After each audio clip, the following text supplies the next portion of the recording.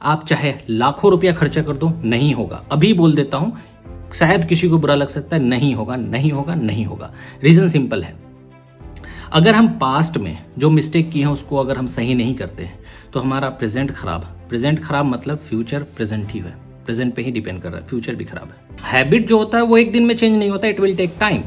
तो उस हैबिट को चेंज करने के लिए हमको थोड़ा टाइम देना पड़ेगा। अगर डेली हम सुबह 7 बजे नहीं उठ पा रहे हैं, हमको कम से कम 1 महीना 7 बजे उठना पड़ेगा, चाहे अलार्म लगा के किसी भी तरह, तभी जाके वो हैबिट में कन्वर्ट होता है। गेट एग्ज़ाम ख़त्म हो गया, कोरोना भी साथ में ख़त्म हो गया, जितने भी प्रॉब्लम थे वो गेट एग्ज़ाम के पहले थे।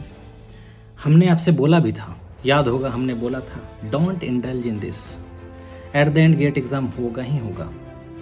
पोस्टपोन करने का कोई रीज़न नहीं है, बाकी चीज़ें चल रही है, इकोनॉमी चल रहा है, देश का मार्केट चल रहा है, सब चीज़ चल रहा है, तो गेट एग्ज़ाम पोस्टपोन करने का कोई लॉजिक नहीं था। स्टिल आप लोग, कुछ लोग तो ज़रूर इसमें बिजी हो गए थे, बहुत ज़्यादा बिजी हो गए थे, एंड लास्ट 10 डेज़ ख़राब कर लिए होगे, जो कि मैं बोला था कि आप रिग्रेट करोगे। एनीवे, जो चला गया उसको हम अब पकड़ नहीं सकते। टाइम मैं आपको हमेशा बताता हूँ इस छोटे छोटे शॉर्ट्स के थ्रू कि टाइम वेट्स फॉर नन, किसी के लिए नहीं रुकता है, चाहे आप हो, हम हैं, कोई भी इंसान हो, टाइम किसी के लिए नहीं रुकता है।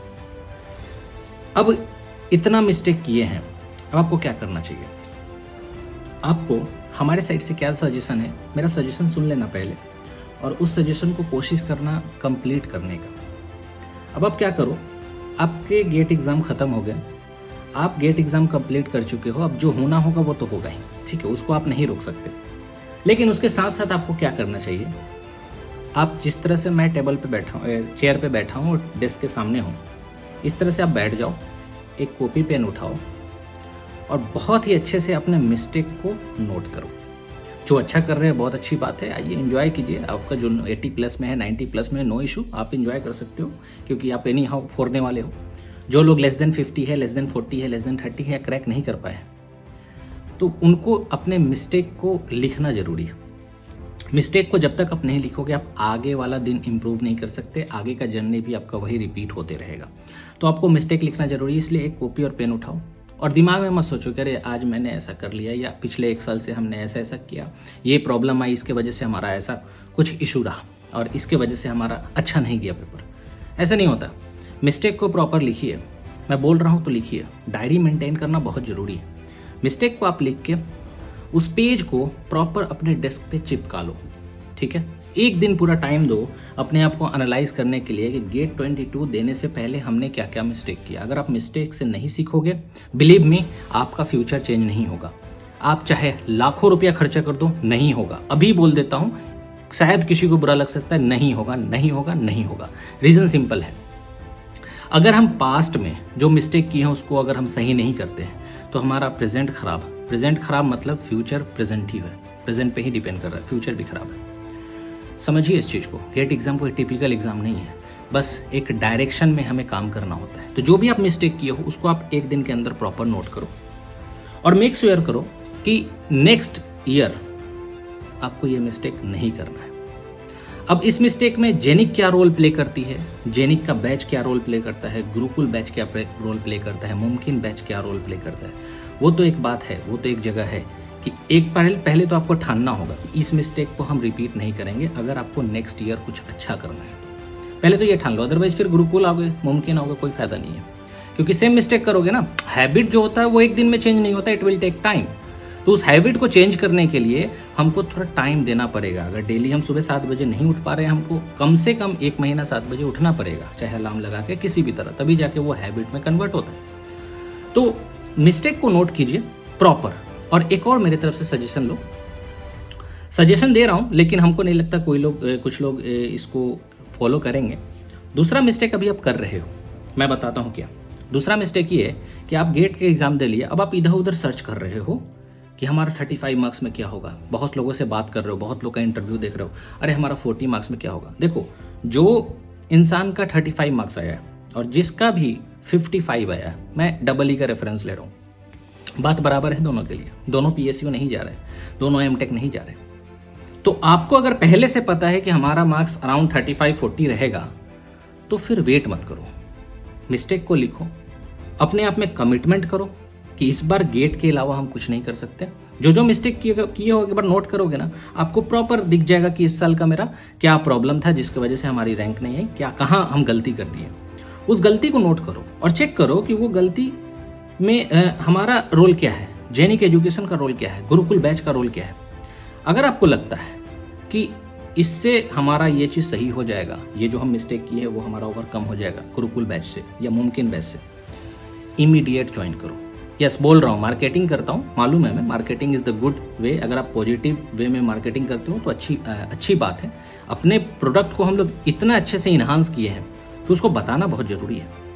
इस बार हम लोग जान लगा रहे हैं इतने अच्छे अच्छे चीज़ को समझाने के लिए, आपको गुरुकुल बैच के बारे में इतने नए नए कॉन्सेप्ट आइडियाज़ पे हम लोग काम कर रहे हैं, तो उसको लोगों को बताना जरूरी है, स्टूडेंट को बताना जरूरी है, ठीक है। तो इसको खराब मार्केटिंग नहीं बोलते, इसको बोलते हैं अपने प्रोडक्ट की इन्फॉर्मेशन देना, जो हम आपको बार बार देते हैं, आने वाले टाइम में भी देंगे, क्योंकि हमें मालूम है बाद में आपको ऐसा फील नहीं होना चाहिए किसी ने नहीं बताया, किसी ने गाइडलाइन नहीं दिया, अदरवाइज मैं ये चीज़ तो जरूर करता, ठीक है। तो ये 1 महीना जो है गेट के रिजल्ट आने तक जो वेट कर रहे हैं, बहुत लोग वेट करते हैं ना, गेट रिजल्ट आ जाएगा उसके बाद मैं डिसाइड करूंगा। तुम्हें मैं आज बता देता हूँ 1 महीना का वैल्यू होता है। 1 महीना में इलेक्ट्रिकल मशीन खत्म हो जाता है, समझ रहे हो। 30 डेज मल्टीप्लाइड बाई 24 आवर, इतना आप वेस्ट कर रहे हो। तो इस चीज को समझिएगा। और मैं हमेशा बोलता हूँ टाइम वेट्स फॉर नन। तो टाइम का वैल्यू जिस दिन करना सीख लिए उस दिन सक्सेसफुल हो जाओगे, इस बात को समझो, ठीक है।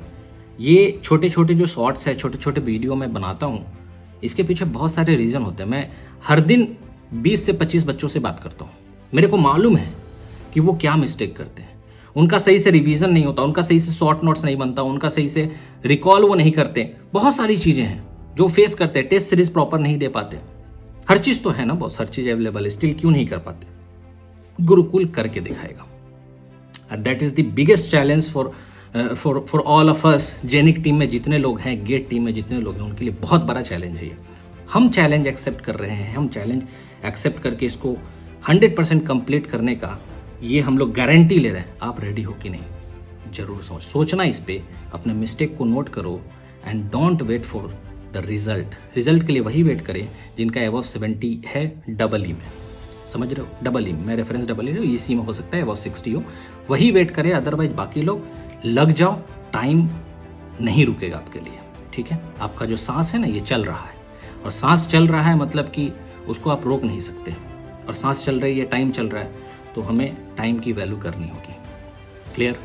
तो अपने मिस्टेक को नोट कीजिए।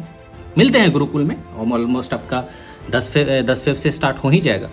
कुछ ही लिमिटेड सीट अवेलेबल है, 10 फेब को हम लोग बंद कर देंगे और हमारा बैच स्टार्ट हो जाएगा। फिर देखना, पहले ही दिन से आपको एहसास हो जाएगा कि इस बार हम लोग कुछ कर रहे हैं, कुछ तगड़ा कर रहे हैं। जेनिक में कुछ बात है, ये आपको फील हो जाएगा डे 1 में, क्योंकि हम लोग बहुत मोटिवेट है। इसलिए नहीं है कि कुछ मतलब स्टूडेंट के लिए भलाई करना, वो तो हम 3 साल से कर रहे हैं। इसलिए है क्योंकि ये जो आइडिया है ना, ये आइडिया अगर हम लोग जैसा सोचे वैसा हो गया ना, अंडर 500 सारे के सारे हो सकते हैं। ये हमें लगता है, ये मेरा बिलीफ सिस्टम है। हो सकता है 1 साल में वो बिलीफ सिस्टम टूट जाए, 80% ही सक्सेस मिले, मानता हूँ। लेकिन अगर मैं 100% के लिए अप्रोच नहीं करूँगा तो मैं 80% तक नहीं जा पाऊँगा, ये मुझे पता है।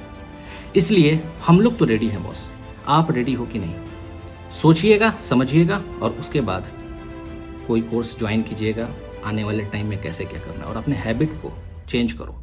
और कोई डाउट है नीचे जरूर कमेंट करना। Sohail Ansari this side, signing out.